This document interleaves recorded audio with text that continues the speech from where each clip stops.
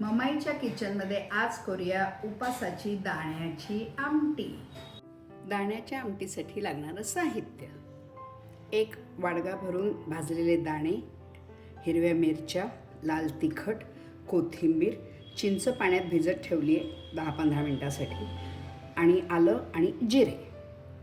आता तिखट सोडून हे सगळं बारीक मिक्सरवर वाटून घ्यायचं. कढई तापायला ठेवायची, एवढा डावभर तूप टाकायचं, जिऱ्याची फोडणी द्यायची, हिरव्या मिरच्या थोड्या टाकायच्या, तडतडल्या की थोडं तिखट टाकायचं आणि पाण्यात भिजवलेली चिंच टाकून द्यायची. चिंच परतून घ्यायची आणि ते जे वाटण केलं होतं ते त्याच्यात घालवायचं. चांगलं सगळं परतून घ्यायचं व्यवस्थित. आता हे छान परतलं गेलेलं आहे. आता त्याच्यामध्ये चवीनुसार थोडं तिखट टाकायचं, कारण आपण त्याच्यामध्ये ऑलरेडी मिरच्या घातलेल्या आहे, आणि पाणी टाकायचं. जेवढी दाट हवी तेवढं पाणी टाकायचं.